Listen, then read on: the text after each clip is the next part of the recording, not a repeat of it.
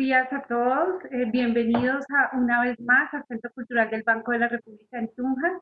Es un placer que atiendan nuestra invitación y poder compartir el día de hoy esta maravillosa conferencia. Como invitada tenemos a Hanna Cuenca. Ella es una narradora oral, se dedica a este oficio desde 1996. Es comunicadora social, coach, facilitadora de Dragon Dreaming y máster en intervención social. Ella fue directora del sector cultural de la Universidad Javeriana, coordinadora de arte dramático de la Orquesta Filarmónica de Bogotá y coordinadora nacional del área de teatro y circo en el Ministerio de Cultura. Fundó la corporación Gaia Lúdica y Cultura en 2002, donde realizó proyectos de circulación artística y arte para la transformación social y empresarial. Creó la corporación Aricuandari, donde actualmente desarrolla proyectos y talleres que articulan el arte, el coaching y la metodología Dragon Dreaming. Es asesora de la Subdirección de Equipamientos Culturales y de Artes y el día de hoy nos va a compartir su experiencia como narradora oral y esto cómo puede ser usado en todo lo que es el quehacer pedagógico. Muchísimas gracias, maestra, por atender nuestra invitación. Bienvenida. Y le abro nuestra pantalla, nuestros micrófonos. Gracias. Hola, buenos días. ¿Cómo están todos? ¿Bien? Buenos días. Buenos días. Pues primero, súper agradecida y contenta con este espacio por muchas razones. Primero, celebrar que más allá de los espacios, de las distancias que no nos permiten estar presencialmente, pues la cultura que siempre hace parte, ¿no?, del respirar humano, pues encuentra las formas de ser, de estar, de hacerse ver.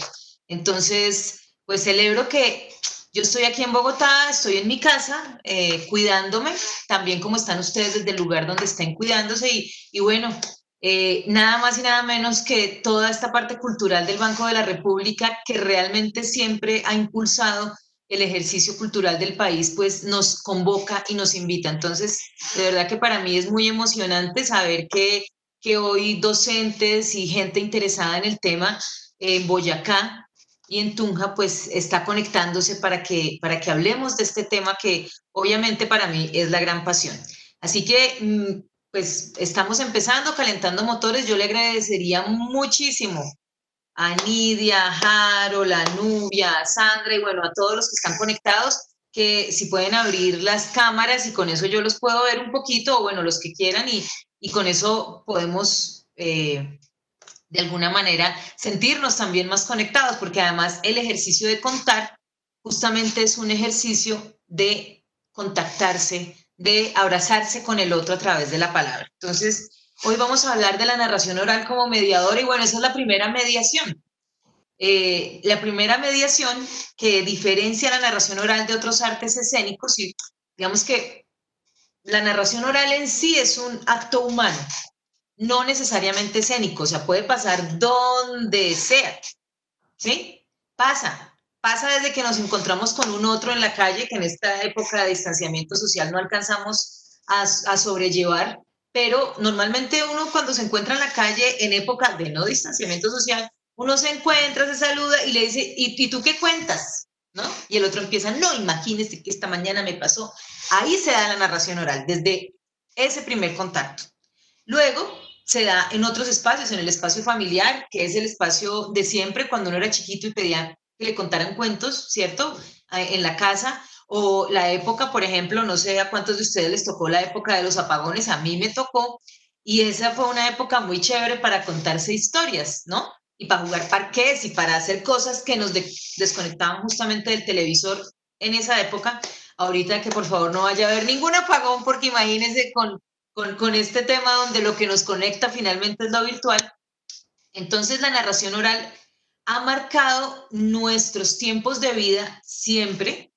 Las narraciones que nos interesan, si ustedes se dan cuenta, cada etapa de la vida hay cuentos distintos, canciones distintas, historias distintas que nos conectan de una forma u otra, y eso está ligado también a las necesidades profundas que tenemos como humanos, a las preguntas profundas que nos surgen en diferentes etapas de la vida, y desde ahí es que la narración oral presta un servicio de mediadora de realidades, de mediadora de contenidos, de mediadora de, creo yo que de saberes útiles. Entonces, más allá de que lo podamos hacer escénicamente, como lo he hecho yo durante muchos años, que me paro en un escenario, que tengo el cuento así súper programado, organizado, cada gesto, claro, me presento y que he entrenado mucho para eso y la gente me aplaude y todo bien. Pero todos nosotros, ahí sí como dicen por ahí, tenemos un narrador dentro. Como tenemos un artista dentro, porque tenemos un expresador dentro, pensaría yo. Y este término pues sonará un poco chistoso, pero es así. Todos tenemos una necesidad expresiva que a veces nos cuesta más, que a veces nos cuesta menos, que a veces esa nos sale pintando, nos sale, pero esa necesidad expresiva inicial está completamente formando, pero también, digamos que hemos pasado por épocas donde se ha ido a veces sesgando, a veces apagando, y bueno, estamos en un momento en el que yo creo que el mundo necesita que al contrario, ¿no? Que le abramos las puertas a nuestras posibilidades expresivas porque es lo que nos va a permitir transformar sociedades. Entonces, desde la narración oral, pues vamos a hablar hoy de algunos tips y algunas cosas y digamos que de eso que hace que la narración oral sea mediadora de contenidos. Entonces, la narración oral y voy a tomar o a partir de algo lindísimo que estaba aprendiendo en este tiempo, que es la metodología Dragon Dreaming, que es una metodología de trabajo colaborativo. Su creador estuvo compartiendo tiempos con los aborígenes Noongar de Australia y esto para nosotros no es tan lejano, ¿saben? Porque nosotros, pues, los colombianos, tenemos muy cerca y los latinoamericanos todo el tema de nuestra ancestralidad indígena y también de la ancestralidad afro y este mestizaje, pero también esta facilidad de acceder a esos saberes y a esas dinámicas justamente están muy correlacionados con esto de lo que vamos a hablar hoy. Entonces, parte de lo que yo voy a tomar son estas palabras de los Noongar que me encantan. Ellos tienen una palabra para el fuego. El fuego se llama Karl, ¿bien? Karlup es la fogata, o sea, el lugar donde se posa el fuego. Karlup también le dicen al corazón. ¿Por qué? Porque finalmente ese es el lugar donde se nos posa el fuego a nosotros, ¿no? Y lo que hacemos en la vida es porque sentimos fuego en el corazón, ¿no? La pasión, lo que nos hace hacer y emprender lo que queremos. Y Karlap Gur es la gente que se sienta alrededor del fuego. Y vamos a lo básico, básico, y eso nos lo han dicho mil veces y todo el tiempo decimos, ay, sí, esa es la historia de siempre, la gente se sentaba alrededor del fuego a escuchar cuentos, sí, pero es que no hemos visto la importancia de eso, pienso yo, porque yo sí le doy toda la importancia, pues de eso vivo, pero la importancia de eso es recordar qué era lo que hacía la gente cuando se sentaba alrededor del fuego. ¿Qué hacía? Charlaba, se contaba lo que le pasó en el día. Hacían una cosa importantísima, cocinaban y se sentaban alrededor mientras cocinaban el alimento. Y sentarse alrededor para cocinar el alimento es cocinar todo. Es cocinar eso, lo que me pasó alrededor del día. Por eso es tan importante sentarnos con la familia y preguntarnos cómo nos fue, qué nos pasó, ¿cierto?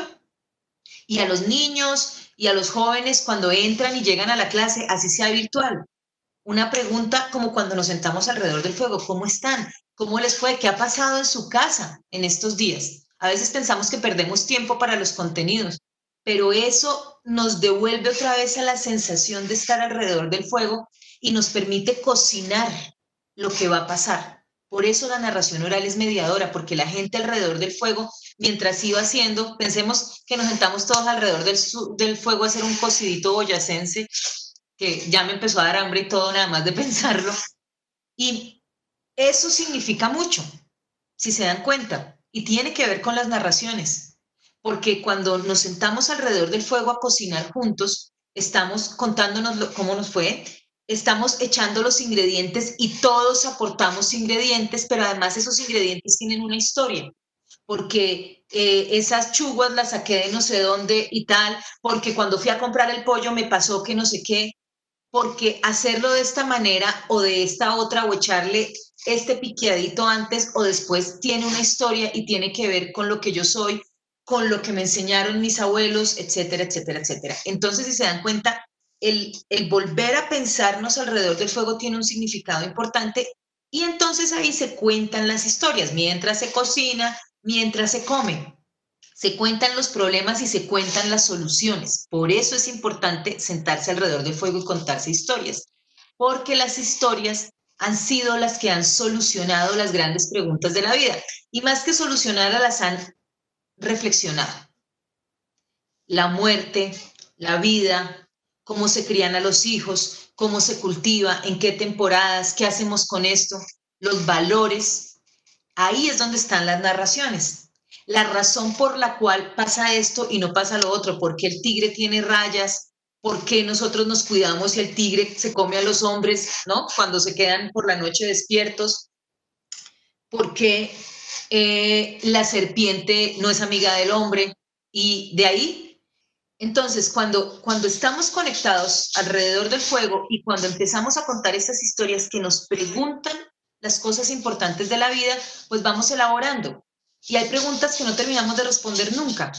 Y hay preguntas que nos siguen preguntando sobre cómo nos relacionamos con el otro, pero además, y por eso los cuentos son mediadores, como nuestro cerebro empieza a construir realidad, que eran lo que íbamos, y va generando lazos, ¿no?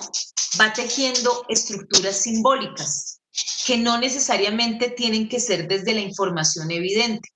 Los cuentos no nos dicen, bueno, si usted suma esto, suma aquello y pasa aquello, consecuentemente, no, los cuentos te dicen, había una vez una bruja que hechizó a una princesa y pa. ¿Qué pasa? Que eso hace que el cerebro entre en un momento distinto y utilice unas neuronas distintas a las que utiliza cuando recibe la información lineal, distintas a cuando la lee, distintas a cuando juega un juego de video, distintas a todo lo demás. Es más, eso se los puedo asegurar en este instante porque en 2017 hicieron una investigación sobre varias zonas del cerebro que no habían sido, o sea, tenían como todo ese reguero de neuronas, pero no sabían específicamente qué hacía cada una. Terminaron una investigación de muchos años donde concluyeron que había una parte que se llama la 55B, la zona 55B.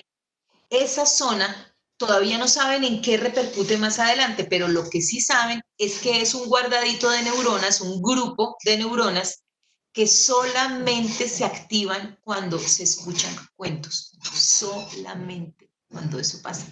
Ni cuando usted baila, ni cuando usted canta, ni cuando usted nada, ni cuando le repiten en el tablero, no, solo cuando escucha cuentos. ¿Eso qué significa? Primero significa que si queremos que todo nuestro cerebro haya tenido actividad alguna vez en la vida, aunque sea, tendremos que haber escuchado una vez cuentos, porque si no, ese pedacito de neuronas pasó sin pena ni gloria y no le pasó nada y nunca hizo chispitas, ¿bien? O sea que por salud, me imagino que cerebral, solo por ejercitar todas las neuronas, importante que hayamos escuchado un cuento. Segundo, si no fuera importante para nuestra estructura de pensamiento, para nuestra elaboración de realidad, para nuestras respuestas vitales, escuchar cuentos, nuestro cerebro no apartaría un reguerito de neuronas para que se dediquen a eso. Porque ¿para qué? El cerebro es inteligente. Por lo tanto, separa este tipo de neuronas para eso. Y eso es maravilloso, porque eso lo que significa es que todavía, desde lo más ancestral hasta ahora, tenemos un lazo que nos une y que tenemos esa herramienta que está impregnada en nosotros. Porque es que además a veces pensamos que tenemos que hacer cuentos muy inteligentes. No. O que tenemos que ser pues súper histriónicos. Bueno, yo soy súper histriónica porque como se han dado cuenta, es pues son 24 años contando, tampoco es que, pero ninguno de ustedes tiene que ser ni el más histriónico, ni lo más bonito de los cuentos es que uno tiene que ser uno mismo. Y contando cuentos tiene gracia el que es tímido, porque es que el que es tímido, y las chicas me darán la razón, las profes que estén aquí, que a uno le da más oportunidades al tímido, porque uno dice, ay, tan timidito, démosle la oportunidad. Entonces ahí el tímido tiene la oportunidad. Cuando alguien es tímido y pasa al frente o nos va a contar un cuento, nosotros, ¿qué hacemos? Somos más cuidadosos y más condescendientes como público. O sea que ser tímido no es una desventaja. También hay gente que habla pasito. Y yo tengo una amiga cuentera en Medellín que habla, ella habla pasito. ¿Qué hacemos todos los del público? Nos acercamos para escucharla mejor. Y esto se los digo es porque hay que romper los imaginarios que tenemos de lo que es hacerlo bien o de lo que es hacerlo mal. Contar bien un cuento es conectarse profundamente con el sentido de lo que queremos transmitir, permitirnos jugar, tener claro lo que queremos contar y dejarnos ser. Eso es en el fondo. Claro, para eso uno se entrena y cuando uno lo quiere hacer escénicamente, pues digamos que es donde va obviamente el tema de la profesionalización, pues uno lo hace conscientemente. ¿Me entiendes? Se estudia artes escénicas, teatro, actuación, literatura, o sea, toma herramientas para hacerlo, pero eso es porque ya hay una intención de hacerlo profesionalmente.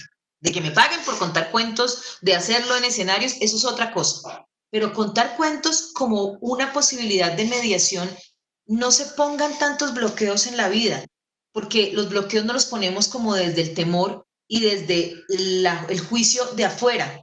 Y resulta que el que está afuera lo disfruta, no juzga. Cuando uno le cuentan un cuento, ¿uno qué hace? Lo escucha y se siente contento con eso. ¿Qué es lo que hay que tener para narrar?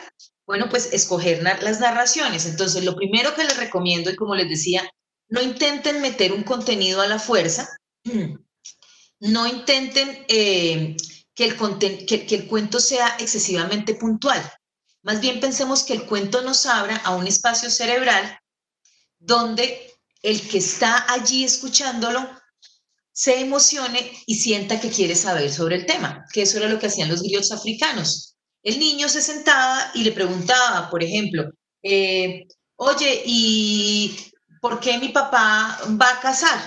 Y entonces el maestro, el griot, le contaba una historia que le habría más preguntas para que el muchachito llegara al día siguiente y dijera, entonces si uno tiene la flecha y no sé qué, ¿cómo hace para casar? Entonces te abre más preguntas.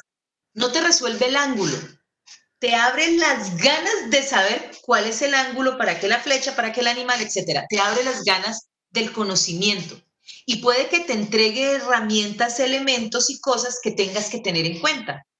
Porque durante la historia, que puede ser eso de un cazador, imagínense, ¿qué más le encanta a los chicos que uno decirles, bueno, y el cazador salió, se internó en la selva y allí estaba la bestia y se lo quería comer entonces yo tengo que empezar a desarrollar todo el tema de dónde se puede parar y puedo generar una apertura hacia los conceptos de la física entre ese juego del cazador y el cazado para poder encontrar los ángulos ¿sí? Y ahí está. Más que aprenderse la fórmula, cuando él vea la fórmula va a tener ganas de decirla para él, porque en el cuento eso le abrió una posibilidad. Y además, con todo este juego y este ejercicio, entendió temas respecto a la estrategia y entendió cómo los humanos nos podemos, digamos que, enfocar o reaccionar de una o de otra manera. Ahí es donde está la sabiduría. Los cuentos de tradición nos entregan la sabiduría para que sepamos un poco desde qué perspectiva nos paramos. Si a veces nos parecemos a la bruja, si a veces nos parecemos al ratón, si a veces nos parecemos al león. Entonces, a veces nosotros mismos encontramos en los personajes las alternativas de solución de un tema o de un problema. Por eso la narración oral nos da esas líneas. Ahora, ¿qué pasa también? Entonces, primero, se estimula la zona 55B, que me dicen que es como por acá, es como, ¿no? Entonces, ¡pum!, se abre el cerebro al aprendizaje. Se estimula una parte que no se estimulaba. Hacemos una conexión humana, como cuando nos sentamos alrededor del fuego. A todos nos genera fascinación. Y por eso les decía, la diferencia entre la narración oral, incluso cuando uno lo hace en un teatro, a diferencia de las otras artes escénicas, es que en las artes escénicas muchas veces está a lo que dicen la cuarta pared. ¿no?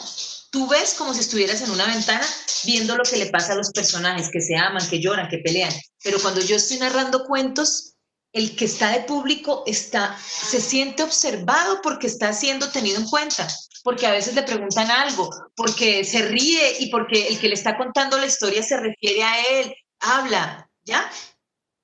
Hace el contacto, lo profundamente humano está en la narración, porque a veces me identifico con los personajes. Y también porque esas estructuras de la narración oral, que es a lo que vamos a entrar ahorita, que a mí me encanta, esa estructura es la que nos da la entrada para que podamos entregar lo que sabemos y que el otro lo reciba y rápidamente lo recuerde. Entonces, hay otro dato muy interesante que tiene que ver con lo del contacto humano. Ha habido también estudios que hablan de que cuando alguien está contando un cuento, las personas que están escuchando ese cuento empiezan a sincronizarse, o sea, las ondas cerebrales del cuentero y del público empiezan a sincronizarse, ¿no? Empiezan a vibrar de la misma manera. Y esto es precioso, porque este tipo, digamos que de eventos son los que nos constituyen y nos hacen funcionar como colectivo, como red y construir espacios de aprendizaje y espacios emocionales colectivos y compartidos. Eso tiene el cuento. Porque claro, cuando yo voy contando el cuento, ¿no? El cuento, por ejemplo, voy a contarles un cuento que me encanta y con eso vamos a partir de uno de esos ejemplos. Este cuento es de un amigo mío que se llama Carlos Román, es uno de mis cuentos favoritos. Y este cuento, ya ustedes me dirán como con qué lo podrían enlazar. Yo lo contaría como para abrir varios interrogantes respecto a la física. Y este cuento nos cuenta que, miren, hace mucho tiempo estaba Newton en pleno verano sentado debajo de un manzano. Esto era de un sol canigular, mediodía, y Newton con esa peluca blanca puesta empezó a sentir que se le resbalaba el sudor y mientras estaba allí, muerto de la sed, levantó la mirada y vio una manzana roja, jugosita, que le entraron unas ganas. Y así sin pensarlo dos veces se fue levantando, fue estirando la mano y cuando estiró la mano y que ya iba a tomar la manzana que se dio cuenta pues de las intenciones de Newton, pues hizo lo que en esa época hacían todas las manzanas. Estiró sus dos alas rojas y empezó a volar. Y Newton, que de ahí se levantó con más ánimo, intentó atraparla, saltó, pero la manzana que iba volando se le iba escapando hasta que Newton, con todo el esfuerzo que puso, tomó impulso y saltó por última vez. Y la manzana, que le hizo el quite y se fue volando al horizonte. Y Newton, que cuácate, cayó en el piso. Miren, quedó sucio, empolvado, la peluca corrida y muerto de la rabia. Entró a su casa, se sentó en su escritorio, tomó su pluma y escribió la ley de la gravedad para que las manzanas nunca más volvieran a volar. Ok, bueno, ahí normalmente vienen los aplausos y yo me siento muy feliz. Podría escuchar alguno, si quieren, abran el micrófono y dicen, bravo, qué buena la cuentera. O no. Bravo, bravo. Eso. ¿Por qué? Este cuento me encanta por muchas cosas, porque nos hace cuestionar, claro, primero nos hace un guiño con el tema de la ley de la gravedad y con Newton. Y cuando yo se lo cuento a la gente, de hecho, yo antes lo contaba, miren que yo cometía un error, yo lo contaba y decía, escribió una a una las leyes de la gravedad. Y un amigo físico me dijo, Hanna, por favor, si es una sola la ley de la gravedad. No son varias leyes, es una ley. Entonces ya, mira, aprendo. Entonces, primero, ¿qué puede generar? Puede generar que cuando les hablen de Newton, los chicos, los niños se sientan como pensando en este personaje, ¿no? Y empiezan a generar un personaje que les genera o cierta simpatía, les pierde un poco esta cosa de, hoy ahora me van a hablar de la ley de la gravedad porque me acuerdo de la anécdota de la manzana, o sea, abre un espacio distinto de relación con ese tema de conocimiento, pero además nos abre varias preguntas desde las que podemos jugar, ¿sí? por ejemplo, desde el tema de cómo los humanos incorporamos leyes o premisas o declaramos cosas que luego pueden transformar la naturaleza. ¿Es posible o no es posible? Y eso puede abrir unos temas interesantísimos. Entonces, pues todo el mundo sabe que las manzanas no vuelan. Entonces, pues sí, hablamos de la ley de la gravedad, pues sí, pero eso nos puede abrir otros espacios de diálogo a partir de esas formas como interpretamos cosas que son cuentos y que son pensares. Cuentos de tradición, a mí esos me encantan, ¿saben? Y son los que yo más recomiendo. Lean y busquen cuentos de tradición de las diferentes culturas. ¿Por qué? Porque esos cuentos ya están armaditos, no nos toca inventarnos nada, ¿saben? Esos cuentos se crearon en de esa gente que se sentaba alrededor del fuego, se crearon y luego fueron probados durante miles y miles y miles y miles y miles y miles de años. Es decir, así como dicen, están a prueba de balas. Esos cuentos tienen la estructura que permite que los escuches, que los entiendas, tienen unos niveles de profundidad que nos permiten abrir más y más y más espacios de conversación respecto a diferentes temas y además están en una fórmula que nos permite asirnos fácilmente como humanos, que era lo que yo les decía. ¿Qué pasa? ¿Cómo era que la gente se hacía al conocimiento cuando no existía la escritura ni estas tecnologías? Con la palabra. ¿Y qué era lo que hacían? Hacían retahílas, ¿no? Se aprendían cosas que venían con un orden. Y si se dan cuenta, en muchas culturas vienen como las canciones que te narran el hacer, ¿sí? O que te narran las razones por las cuales algo pasó, ¿no? Los hechos históricos.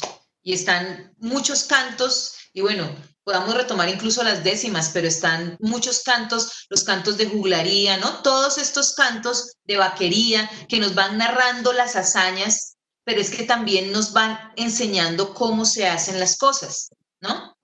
Entonces, ese clic está en el cerebro y se refresca, lo tenemos en el ADN.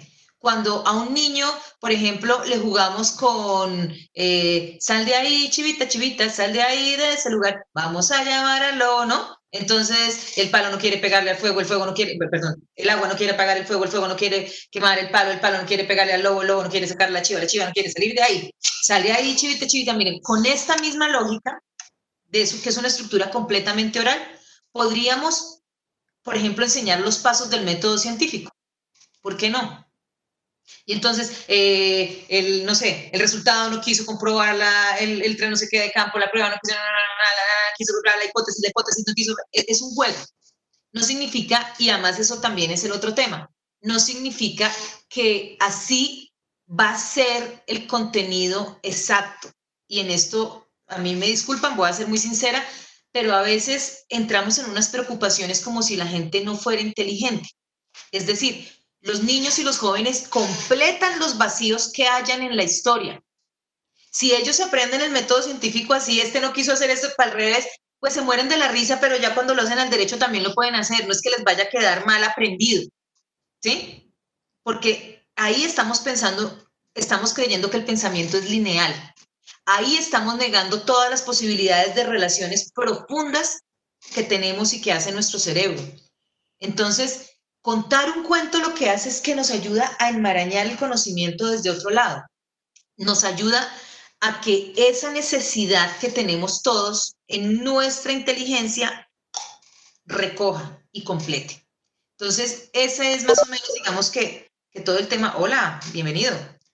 Esa es más o menos la necesidad que todos tenemos. Entonces, no preocuparnos por no decir, entonces, a nadie, pues, o sea, lo que les quiero decir es como que no tiene sentido decir, no, y ahora la gente va a pensar que antes las manzanas volaban. No, no.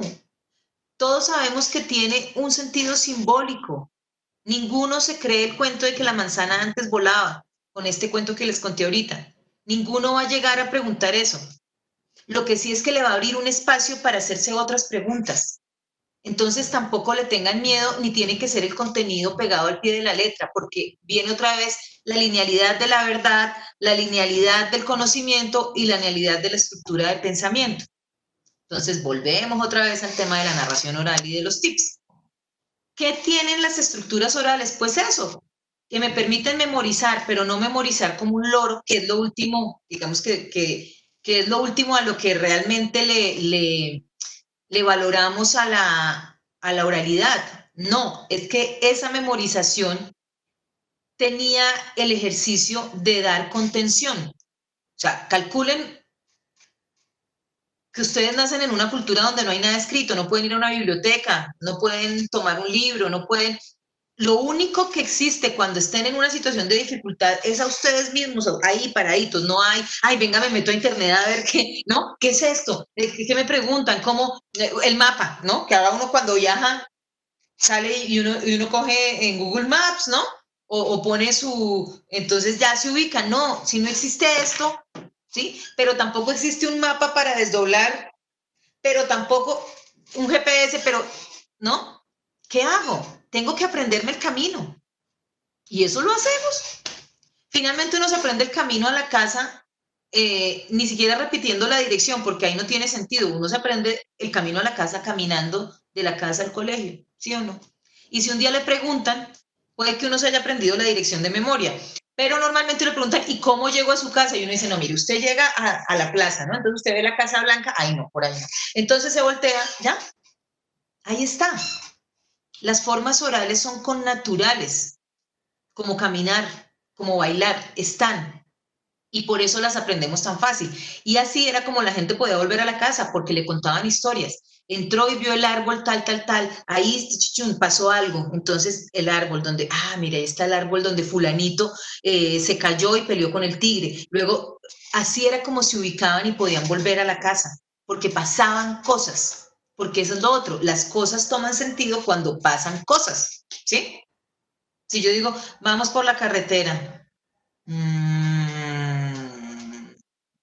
hay mucho cemento. Un viaje a la costa, hay un momento en el que uno pierde la noción de la realidad porque solo es potrero, unas cuantas vacas y uno sigue y está plana la carretera. Se han visto, ¿no? Que uno, cuando uno pasa por Boyacá, eso es otra cosa, porque hay montaña y un potrero no es igual al otro y se ven los colores de verde distinto y subo una curva y bajo una montaña.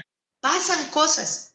Entonces, cuando yo voy en Boyacá, yo sí puedo más o menos sentir cuando veo la tierra roja y cuando uno va bajando y como que ve las montañas así más chiquitas y tal, empiezo yo a sentir emoción porque digo, bueno, ya vamos para Villa de Leyva, yo ya reconozco tres cositas. Cuando voy para Ibagué, que es donde nací, y pasábamos de chiquitos por la nariz del diablo, entonces, claro, esa es la nariz del diablo, y yo ya decía, voy para Ibagué, vamos llegando a Melgar, ¿ya? Pero si no pasa nada, si todo es igual, entonces algo importante en las narraciones es que los saberes están ligados, ¿no? Con cosas que pasan. Entonces, tip 1 que les decía, búsquense estructuras de cuentos que ya están contados, ¿sí? Historias de tradición oral. Las africanas son buenísimas, todas, todas. Hay un personaje que a mí me encanta, que es Nasruddin, búsquenlo, Nasruddin, es sufi, pero es porque es como, a veces es el vivo y a veces es el bobo. Lo chévere es que esas historias nos permiten, digamos que ajustar conceptos. Entonces, sumen los temas que quieran trabajar, ustedes lean cuentos que van a coger como, claro, con este podría abrir el hambre del estudiante para que quiera saber sobre esto. Entonces, les estaba diciendo, escojan cuentos de tradición, por ejemplo, para incorporar conocimientos alrededor de temas que tienen que ver con cosas técnicas o matemáticas o todo eso. Cuentos, por ejemplo, donde al príncipe o a la princesa o al personaje le ponen pruebas. ¿Bien? Porque ustedes pueden tomar ese cuento de tradición y adaptar las pruebas. Y que las pruebas sean problemas, ¿no? Y esas son súper sencillas, o sea, son buenísimos. Por ejemplo, los tres hermanos que salieron a conseguir la flor del lilolá para el papá, ¿sí? Para salvarle la vida al rey. Entonces llega el primer hermano y se encuentra con una bruja que está en el camino y le pregunta. Entonces ahí es donde ustedes pueden meterle, ¿no? ¿Cómo se sube a la montaña si no sé qué, chan, chan, chan, y bajas en tanto tiempo? ¡Van! Ese es el primer problema. Para pasar esa prueba tienes que resolver el problema. y puede que el primer hermano no lo resuelve mal, o utiliza mal el teorema, pero el segundo tal cosa, o tienen 3 pruebas y tienen que resolver las 3, y esto, miren que ya pone en otro lugar, porque además te pone el tema del juego, de le voy a ayudar al príncipe, ¿no? Empieza a generar otras dinámicas u otras estructuras de acercamiento, porque está conectado con una historia. Ahora, no tiene que ser el rey y el príncipe. Podemos sencillamente decir, y podemos traer esa historia de tradición y volverla contemporánea, que es lo que hacen muchos narradores. Entonces yo ya no cuento el cuento, el rey cayó enfermo y estaban buscando la flor del lilola, sino el papá, ¿no? El papá, que era un hombre rico, un hacendado, un terrateniente en Tunja, cerquita, que vivía cerquita a Tunja y cayó terriblemente enfermo y tenían que encontrar la cura, tenían que llegar hasta un edificio en Bogotá donde tenían esa cura guardada en no sé qué, entonces los chicos tuvieron que salir, venir a la ciudad, bueno, etcétera, ¿sí? Puede pasar, podemos volverlo contemporáneo, eso no tiene problema, porque también debemos darle los elementos para que ellos se sientan conectados. ¿Qué es lo importante? La estructura. Y la estructura normalmente de los cuentos de tradición, como les digo, ya está probada y muy sencilla. ¿Qué es lo que nos está dando? Nos está dando un inicio y un contexto, una excusa donde el héroe va a vivir su aventura, una serie de pruebas que normalmente son 3 y luego un cierre. Con una estructura así, ustedes pueden montar estructuras de aprendizaje y de conocimiento alrededor de eso de muchas maneras. La misma estructura, ¿sí? Medio pollito, el rey le robó la pepita de oro, medio pollito se fue a rescatar la pepita de oro, entonces se encontró un elemento, se encuentra con 3 cosas en el camino. Esas 3 cosas que son herramientas con las que luego va a resolver. ¿Sí ven? Está ahí dado. Esa es una recomendación. Hagan de cuenta que el cuento de tradición va a ser como el bagazo, ¿cierto? Y los va a orientar y ustedes háganle los ajustes temáticos que les sean útiles a ustedes. ¿Qué tiene esta estructura normalmente? Que está hecha para que tengamos recordación. Entonces, por eso, por ejemplo, va en varios momentos. ¿Y qué buscamos? Y ese tiene que ser un ejercicio que hagan ustedes para sus historias o cuando quieran narrar cuentos como para mediar algún saber. Y es que busquen la frase sabia, el eslogan, ¿no? La que recoge ese saber y lo van soltando a medida que va pasando la historia. Y la cierran también con eso. Un ejemplo de esos que, con un dicho, por ejemplo, ¿bien? Entonces uno dice, no, y el personaje, no, profundo, cuando abrió el ojo ya le habían robado todo. Ah, pero es que al que madruga Dios lo ayuda. Entonces ahí aprendo, claro, al personaje que le va mal, el que madruga Dios lo ayuda. Y no sé qué, En cambio, el segundo hermano se levantó tempranito, se bañó, salió listo y apenas llegó a la plaza tan de buenas que justo estaba pasando un señor regalando desayunos. Ah, es que al que madruga Dios lo ayuda. Entonces, ese juego lo que va haciendo es que va situando, ¿cierto? Una frase resolutiva que de la repetición se me va quedando, pero además tiene ritmo, tiene gracia. Por eso los dichos son súper útiles y son orales. ¿Y por qué? Porque lo mismo, están comprobados en la historia de la humanidad. Un dicho es un vocablo popular que recoge mucha sabiduría, que además tiene una métrica especial que es de fácil recordación. Más vale tarde que nunca. Tatarara, tarara. Más vale tarde que nunca. Tienen una forma en la que para nosotros es fácil porque rítmicamente se nos pega. Entonces, ¿qué es lo que nos da la narración oral? Pues nos da herramientas para tener ritmo, nos da esas estructuras del cuento y lo que voy a trabajar en los talleres que vamos a hacer en estos días, pues va a ser justamente un ejercicio que nos permita poner en práctica cómo armo la estructura de un cuento y cómo juego con él para poderlo narrar. Ese va a ser como el enfoque, incorporándole estas cosas y estos juegos de la tradición oral para que justamente tengamos fortalezas. Entonces todo el mundo dice, no, pero es que es eso, no, yo hablo pasito, no, es que a mí me pasa. Miren, todo esto tiene que ver con jugar, con pensar también que el cuento abre un espacio de complicidad distinto. No es lo mismo dar la clase o transmitir el contenido estando yo en mi rol de yo soy Hanna, la profe, ¿sí? De hecho, ni siquiera es lo mismo ahorita que les estoy haciendo la conferencia, si les cuento un cuento.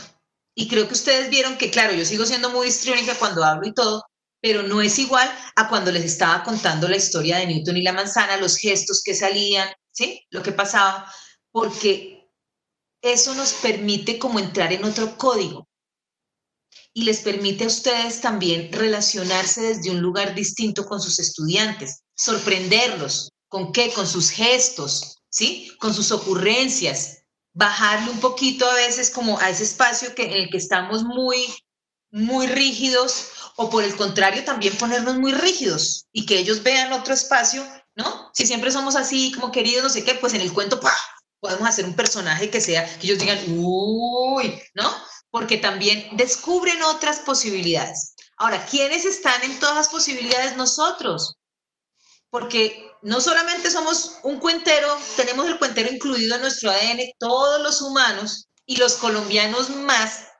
Los cuenteros de toda Iberoamérica dicen dos cosas. Una, que Colombia es la meca de la cuentería, es decir, todo cuentero de todo país sueña con ser invitado a un festival colombiano, ¿ya? ¿Por qué? Porque les genera fascinación como la gente escucha cuentos, porque les parece, y eso es lo otro que dicen, que todos los colombianos son cuenteros, que ellos salen a caminar y cuando le preguntan a alguien dónde queda tal cosa, cuando saludan, la gente empieza a echarles cuentos. Y eso es un tema como que lo tenemos tan vivo en nuestra sociedad que a veces no nos damos cuenta. Cuando yo viajo y me invitan a contar cuentos, es delicioso porque, y me ha pasado, me da pesar con mis amigos de otros países, porque, porque uno llega y dice, ay, usted es colombiano, ay, y tan bonito ese acento que tienen, y empiezan a preguntarnos cosas. Entonces yo, por ejemplo, estaba un día en Perú al lado de una amiga costarricense, y entonces yo decía, sí, pero mire, ella es de Costa Rica, ah, sí, sí, sí, de Costa Rica, pero bueno, en Colombia, o sea, Colombia tiene una fascinación natural. Tenemos como una cosa que a la gente le gusta nuestro acento. Entonces, como que a veces nosotros mismos no vemos todas esas posibilidades y todas esas facilidades que tenemos y que están en la impronta de lo que somos. No sé si ustedes se han dado cuenta que mucho extranjero dice que somos demasiado amables, porque la gente llega y uno le habla, lo trata bien, bonito, el tono de la voz. Entonces, como que a veces también darnos ese regalo de decir, oiga, pero tengo mi gracia, soy un cuentero natural. ¿Cuántas veces nos hace falta eso? Y la otra es descubrir todo eso que tenemos adentro, porque cuando estamos contando el cuento, la idea es que nos permitamos el fluir y el jugar y pensar, bueno, ¿y cómo sería ese rey? Yo me imagino, por ejemplo, yo tengo un personaje de la reina que es toda filimisca, entonces yo cómo me la imagino, miren, yo me la imagino así flacucha, pero así larga, larga como una caricatura, me la imagino con una corona chiquitica, así para que no se le dañe el peinado, me la imagino con el pelo liso, eh, y me la imagino con la nariz respingada. Entonces cuando la reina habla, habla muy agudo. Ahora, eso me dura 3 minutos, porque no crean que yo hago los megapersonajes. Yo estudié actuación, ahí sí como la peli pintada, 6 semestres en la San Marino. Bueno, yo hice 4 semestres de actuación, pero me lo imagino, me dura 2 minutos, o sea, no tengo que hacer un desarrollo actoral, solo juego a ser la reina. Pues me parece, ya, dura 2 segundos, porque en los cuentos lo bueno es que no tienes que hacer todos los personajes. Haces los personajes que te salen de la víscera. ¿Por qué? Porque están ahí y uno lo siente, ¿o no?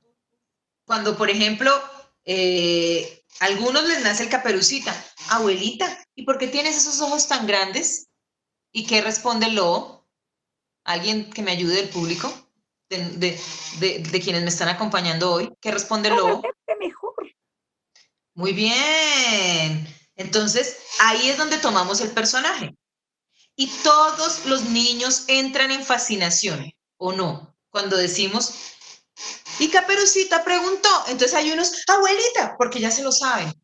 Y otros dicen, ¿por qué no son para verte mejor? Inmediatamente entramos. ¿Por qué? Porque lo hemos escuchado varias veces y ahí viene el tema de la repetición, porque nos da contención. Entonces vuelvo y retomo. Yo sé que pero eso también es de la narración oral, ¿no? ¿Se acuerdan que les decía que con los cuentos era que yo me ubicaba y decía, ahí queda el bosque, ahí queda, esa es la contención. Ando por la vida, ¡ah!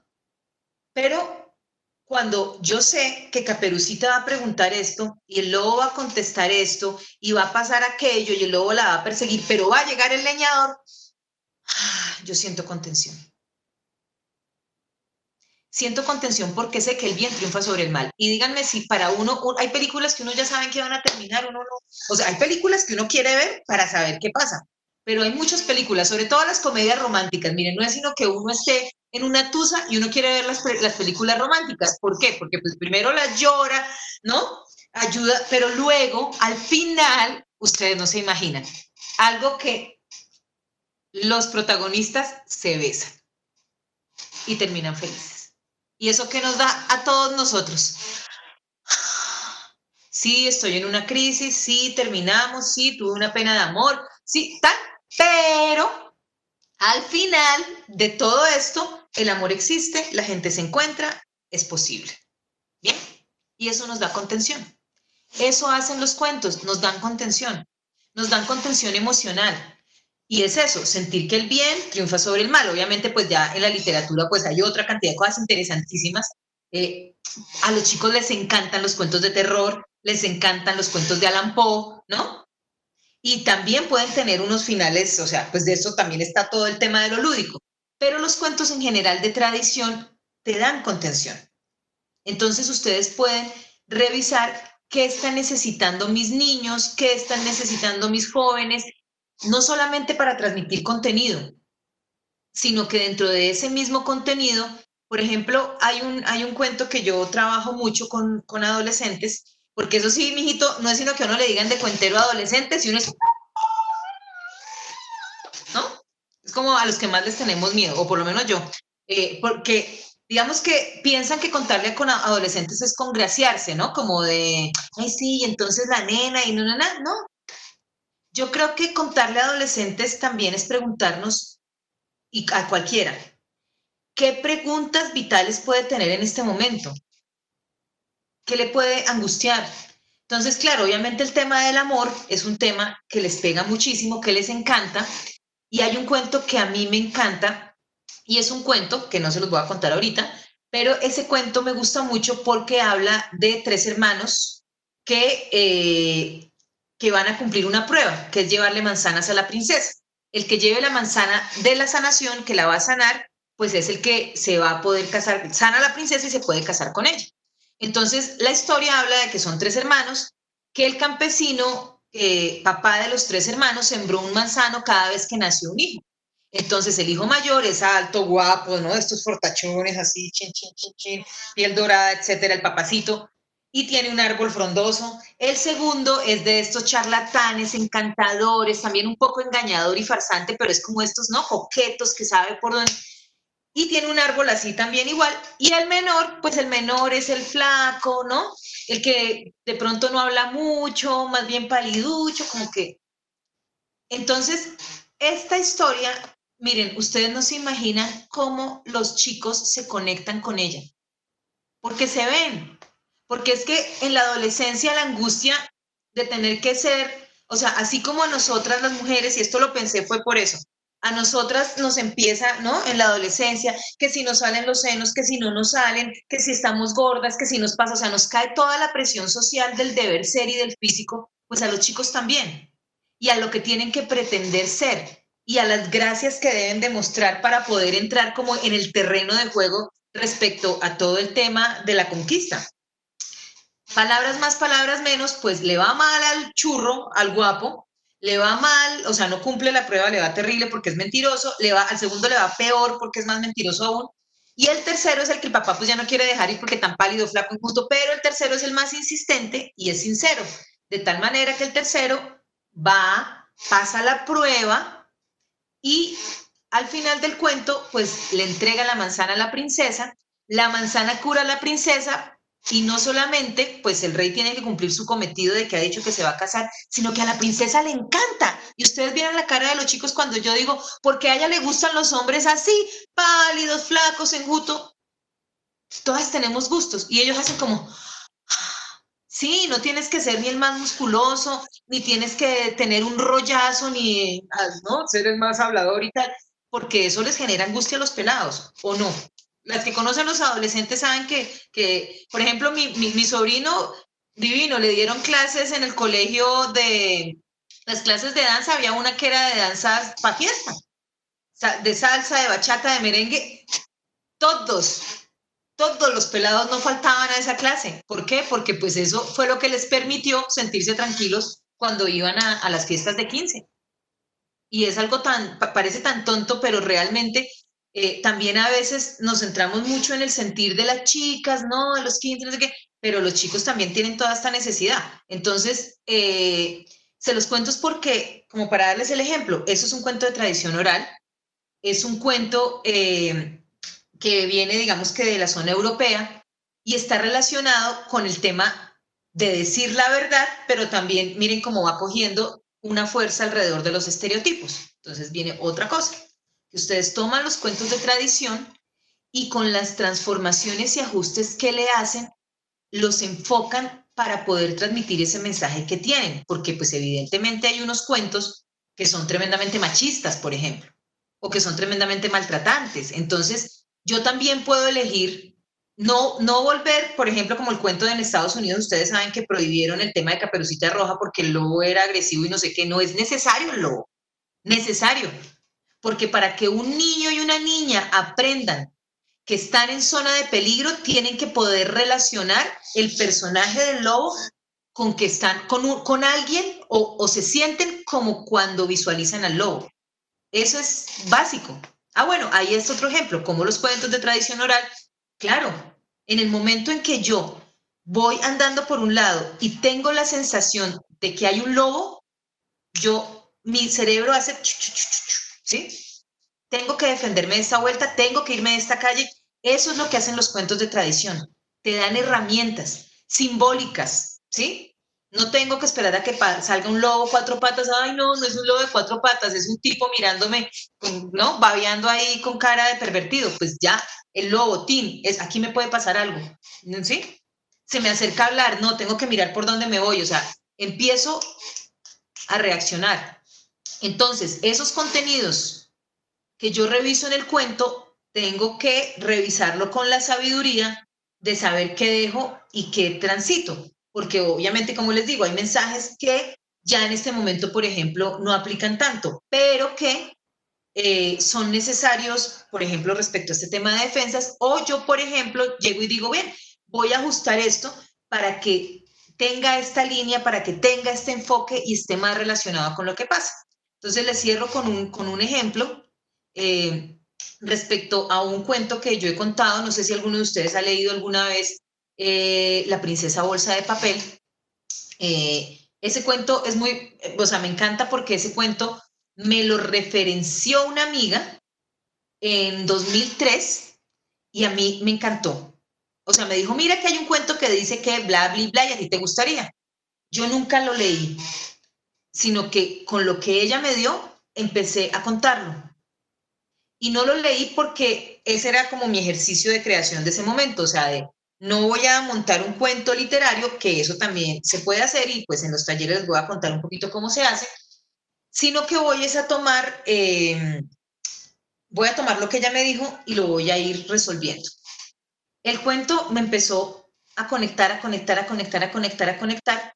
Y el cuento en general es que el dragón roba al príncipe, se lo lleva prisionero, la princesa se va a rescatarlo, pasa por 10.000 aventuras y 10.000 vainas y mucho se vuelve nada, pero además descubre la libertad, ¿no? La princesa descubre que es buena para una cosa, para otra, que es hábil, que puede pasar pruebas, aventuras, llega, le gana al dragón, rescata al príncipe y el príncipe cuando la ve sucia, despeinada, pues después de todo lo que vivió, le dice, estás sucia, fea, despeinada, contigo no me caso. ¿Ah? Entonces, a mí eso me volaba. ¿Qué hice?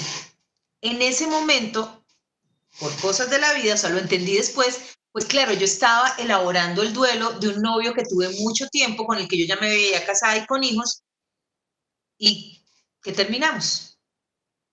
Y esa elaboración para mí con la princesa fue también transmutarla y no solamente que se quede el cuento en, ay, estás fea, no sé qué, no me caso, sino cómo la transformación de la princesa le hace decirle al príncipe, buenísimo, me voy porque yo quiero vivir mis expectativas, quiero viajar, quiero tener proyectos, o sea, como la elaboración que hace de no estar allí esperando a que la acepten o no para el matrimonio, sino cómo la aventura la empodera para sentir que tiene más vida más allá de casarse o no con un personaje en la edad en que todo el mundo está esperando que se case. Pero en ese momento, cuando yo lo contaba, y estamos hablando que lo empecé a contar entre 2003 y 2005, pues el príncipe era el idiota, ¿no? Porque le decía, no me caso. Y pues ella lo miraba así como, a ver, ¿no? Ya era una mujer súper... Y ella decía, qué bueno, Chan se iba y dejaba a este man que era un idiota. Pero con los tiempos que han cambiado y con los hombres y las masculinidades que han cambiado, pues yo sería muy injusta si siguiera dejando al príncipe como si fuera un idiota, ¿sí o no?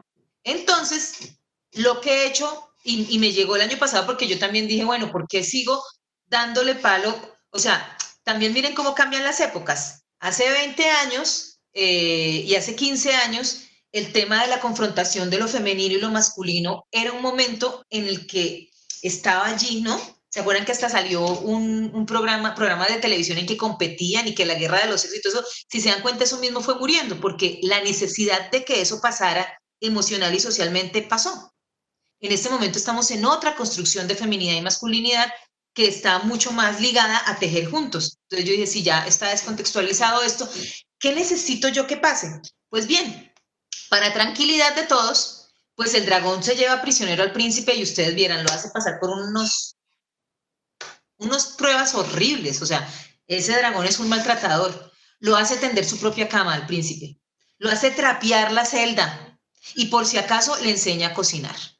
Entonces, cuando la princesa rescata al príncipe, el príncipe se encuentra con ella y él le dice, no me caso contigo, y le dice, venga, no me caso contigo porque acabo de descubrir que soy útil para hacer muchas cosas, que también quiero vivir solo, que también quiero tener, ¿me entiendes? Es como cambiar el contexto de cosas que en este momento simbólicamente les pueden ser más útiles a los chicos y a las chicas para que puedan abrir su perspectiva de vida. Entonces este príncipe ya no es un idiota que no la valora, sino es un man que aprendió a ser útil y que también está pensando que ella tiene su vida y que él también tiene un proyecto de vida y que también quiere estudiar y que también quiere viajar. Entonces como que rompe la estructura de que uno de los dos tiene que ser o un inútil o un idiota o un cretino. No, y así termina pues la princesa bolsa de papel versión Hana, que algún día se las contaré completa. La estuve contando en Tunja en el FIC.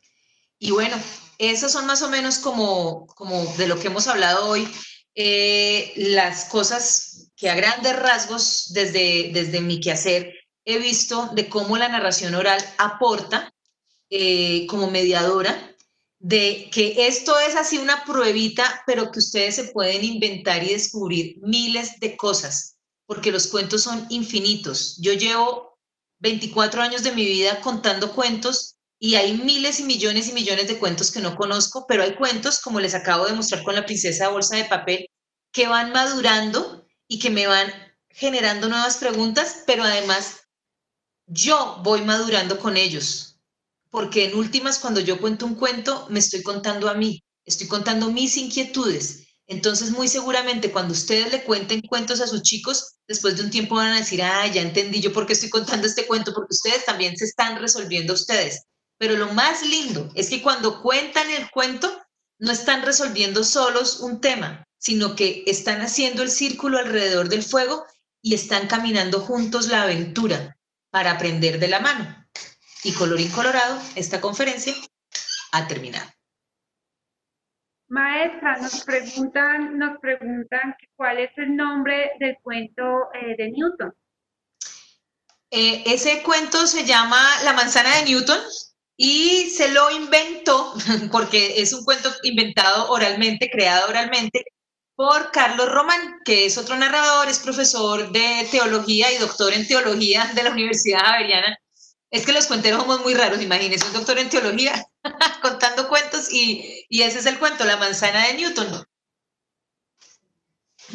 Bueno, agradecemos la compañía de los profesores de Iguaque, de Tibaná, de Viracachá, de Toca, de Tunja, También agradecemos a la maestra, muchísimas gracias, maravilloso, maravilloso tema. No sé si haya alguna pregunta de las personas que están acompañándonos desde Webex. Y pues recogiendo entonces lo más importante es escoger narraciones que permitan transmitir emoción y que de alguna manera ser uno mismo desde los cuentos. Entonces, cuando lo siente, cuando se lo imagina, cuando lo goza, como lo hizo ahora la maestra Hanna, es maravilloso escucharla.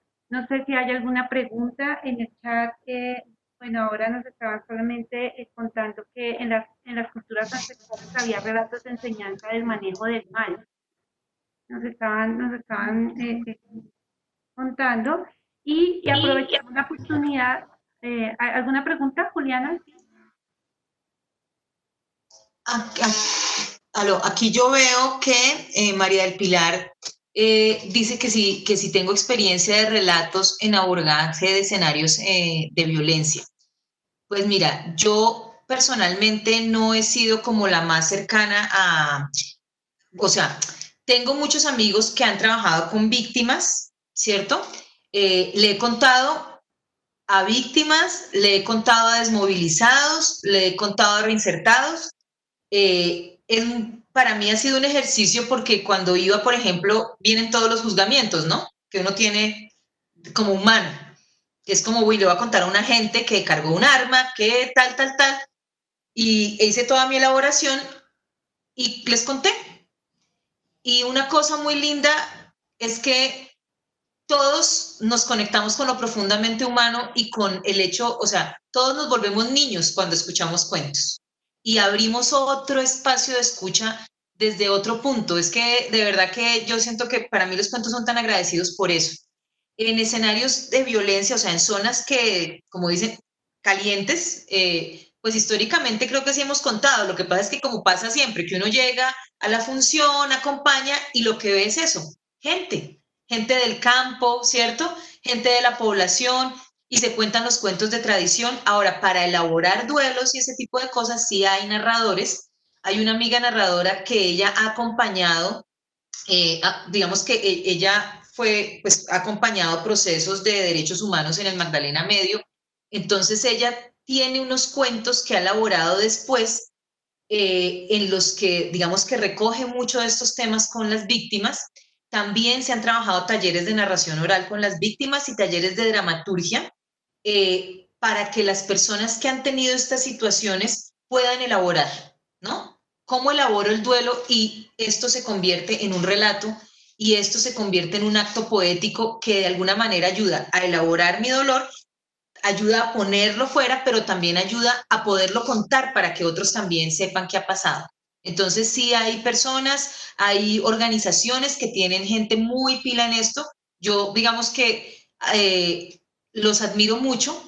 No tengo como la profundidad y la experticia para hacerlo, porque creo que uno también tiene que tener formación en derechos humanos, en formación psicosocial, ¿no? Porque tampoco puedes abrir como, bueno, les voy a enseñar un cuento y abres ahí cosas que luego no vas a poder contener porque justamente estamos hablando de gente que ha estado pues en unos entornos muy duros. Entonces, eso es como lo que podría decir como sobre eso. Conozco a gente de verdad muy valiosa que hace un trabajo bien consciente con estos temas. ¿Alguna otra pregunta? ¿Les cedo el micrófono? Guateque nos dicen la importancia de la tradición oral en la primera infancia, el vínculo hermoso que se genera a partir de la narración. Es hermoso. Gracias. Bueno, Sí. tenemos muchísimos comentarios de felicitación y agradecimiento que igual los va a poder leer pues, próximamente en el Facebook. No sé si tengan alguna otra pregunta o extendemos nuestra invitación para mañana, maestra. Para esta Sí, tarde, para jueves y viernes. sí, bueno, mañana vamos a estar a las 2 de la tarde, ¿cierto? Entonces vamos a estar trabajando esos tips que les dije, bueno, vamos a profundizar un poquitico y vamos a hacer un ejercicio juntos. Esto pensando en docentes. Por la tarde, a las 6 de la tarde, sí vamos a estar más con cuenteros universitarios. Ahí, digamos que más el énfasis va a ser en lo escénico, para que ellos trabajen un poco más sus cuentos, y además porque miren que esto de lo que hablamos ahorita, a veces digamos que a uno le va apareciendo ese tejido es cuando uno obviamente va madurando en la profesión. Pues como ustedes que tienen unas inquietudes y se acuerdan cuando recién empezaron a dar clase que tenían otras, pues lo mismo. Entonces, no siempre los narradores universitarios pues tienen las mismas inquietudes que tienen los docentes, son dos momentos de vida distintos, entonces es como muy por ahí. Y luego el viernes estamos de nuevo en la mañana, ¿cierto? A las 9, si no estoy mal. El viernes estamos a las 9 de la mañana, sí señora, dirigido a mediadores, docentes, cuidadores, Eso. a todos los que les interese el tema. Esto lo vamos a realizar por Zoom, maestra. Sí, perfecto. Entonces, el de mañana a las 2 y el del viernes a las 9 son más parecidos entre ellos, ¿listo? O sea, tienen más o menos el mismo contenido porque está enfatizado en generar este tipo de herramientas de las que hablamos hoy. El de mañana a las 6 de la tarde sí está un poco más en el ejercicio escénico. Entonces, nada, ojalá los que puedan, súper bienvenidos y bueno, que la pasemos muy bien también y que se lleven muchas herramientas. Maestra Hanna, mil gracias. Muy buenos comentarios. Nos acompañaron desde Panamá, desde Guateque, de diferentes. Opa. Es maravilloso. Súper. Pues muchísimas gracias a todos ustedes, al Banco de la República y nos vemos mañana en el taller.